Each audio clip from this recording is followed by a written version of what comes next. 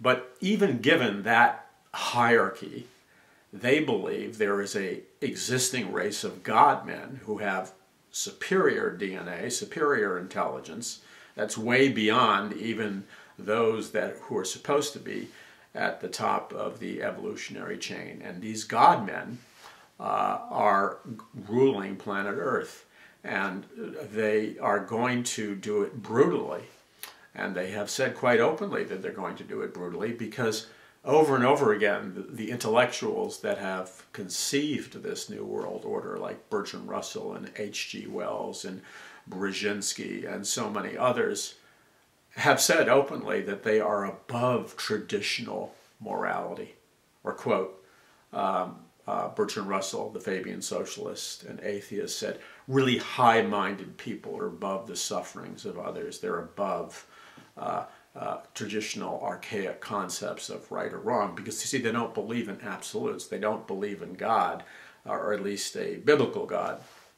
And therefore, because of their genetic superiority, and this is essential to understand, they have the right to rule.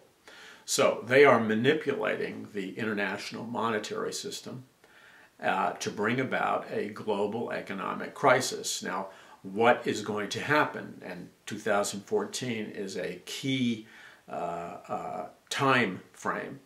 They are in the process of devaluing the dollar. That's why China and Australia are now trading among each other for oil dollars. Iran is trading with China for oil dollars, and a number of these nations are trading among each other, and the dollar is being rejected as the world's currency. That's going to accelerate the crash of the dollar.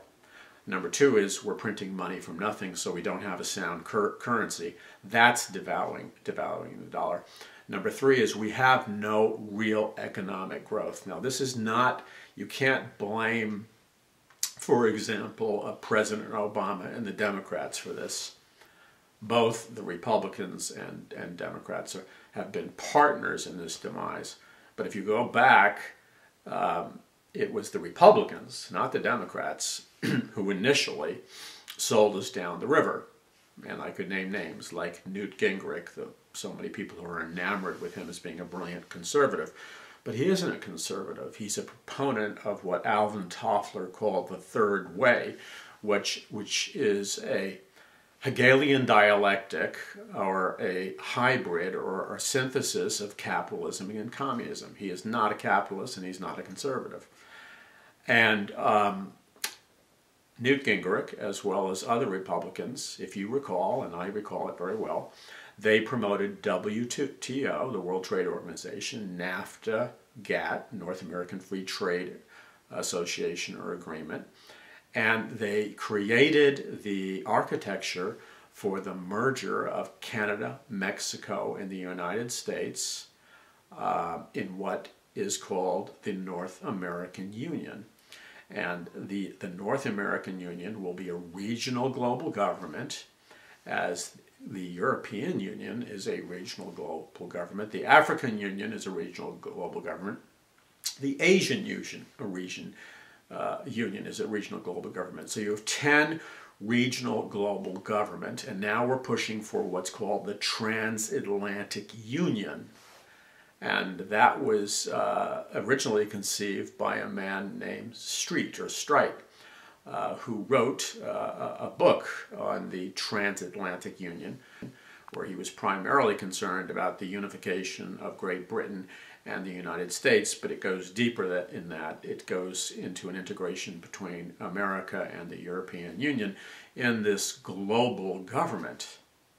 Now, in order to have this global government, and their plans are, by the way, we're talking about the scientific elite, their plans are to establish a new world order, a one world government, a one world economic system, and a one world religion. Those are their words. They can only do this if they devalue the dollar, because nobody's going to want to go for a world currency unless the dollar is devalued. So the American middle class and the middle class of Europe is having its wealth radically transferred, so that the middle class in America is literally disappearing before our very eyes. And that money supposedly is being transferred into third world nations for humanitarian reasons. But what's happening is that the assets of the middle class are being rated to be given to the international bankers who really control the United States of America, and to dictators in third world nations. It's not an altruistic thing. And so the middle class in America has not seen a real pay raise since 1965.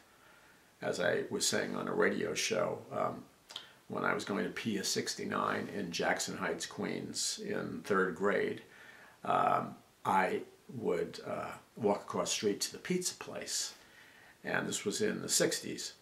And for 25 cents a quarter, I could get 2 slices of pizza and a Coke. Now today, to show you how degraded the value of the dollar is, to get 2 slices of pizza or maybe 1 slice of pizza and a Coke, that would cost me $8 in many markets. So we went from 25 cents to $8. See, if you're not getting pay increases to keep track of inflation, your dollar has less buying power. So the devaluation of the dollar is planned. And what is also planned, because this devaluation is going to slam against the wall, and we're going to very shortly see a crisis in the United States, major crisis in the year 2014. Economic crisis, very possibly race riots, crisis in geopolitical affairs, perhaps a regional nuclear conflict with Iran, an invasion of Syria, the involvement of Israel. And you say, well, why are those things happening? Well, Brzezinski very eloquently explained this. And by the way, I detail this exhaustively in my book, A Prophecy of the Future of America. But all the great military generals of the world understood that the nation, and it was at Rome at one time, Alexander the Great at another time, whoever controls Eurasia, which is Europe and the Asian nations and the Middle East and the oil-producing nations, that they see it as one giant landmass. Whoever controls Eurasia strategically controls the world, because it's the center of military theater, and it's the center of the world's assets. So all the great empires of the world controlled Eurasia, and America is in the process of controlling Eurasia. Now,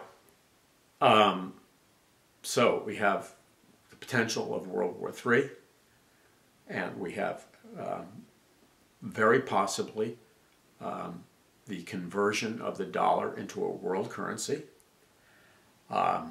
And so when you trade in your dollars for this world currency, you're going to get pennies on the dollar. So you'll have a massive reduction in the standard of living of the middle class. The standard of living of the middle class in America is plummeting. People just don't realize it because they're occupied with TV and stuff. So these crises and race riots, and then we have the moral and spiritual crisis, which is being strategically engineered also. All of these crises are being strategically engineered because the motto of the Illuminati, which does exist, by the way, read the documents of the Founding Fathers, is order out of chaos, or New World Order out of chaos, or manufactured crisis.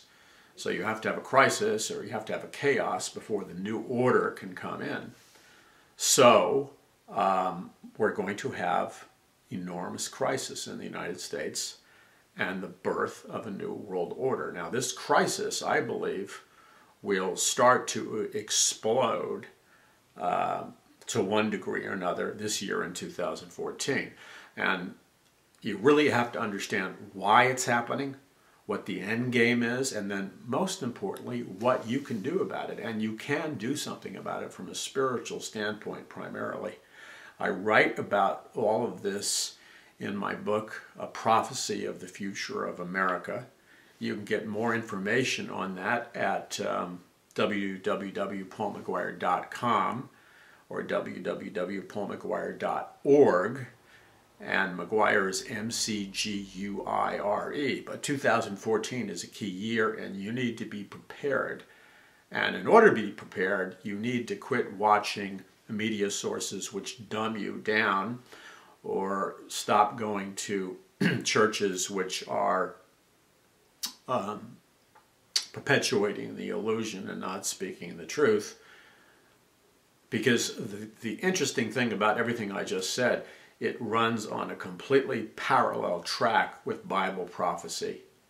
Because the Bible predicted a coming one world government, a coming one world economic system, and a coming one world religion. It's detailed in Revelation 18 and culminates with the mark of the beast and the rise of the Antichrist and the rise of the false prophet. It's detailed in Revelation 17 and 18, where you see the rise of commercial Babylon and the rise of spiritual Babylon. Babylon, Mystery Babylon the Great, the mother of harlots. Well, what is that referring to? It's referring to the rise of the Babylonian system. What is the Babylonian system? Well, I go into that again in enormous detail in my book, A Prophecy of the Future of America, and we're going to talk about it more on these messages. But that goes all the way back to the Tower of Babel and Babylon, and that is translated the Gate of the Gods, because the Tower of Babel was not just a piece of architecture. Babylon was the world's first one world government, one world religion, and one world economic system. But in addition to that, Babylon was, the Tower of Babel was an advanced technology. It was a technological instrument. The translation for Babylon is Gate of the Gods. Well, what does that mean? It was an interdimensional portal, a stargate, if you will, for the entrance of interdimensional entities. Now, if you say that's so far-fetched, I can't handle it, then you need to do your research. Because if you dismiss it without doing your research, you deny yourself access to truth. We're going to get into that more. I'm Paul McGuire. There's still hope in all this, by the way, but you're going to have to wake up in order to get hope. Because stuff is coming down in both convergence and acceleration.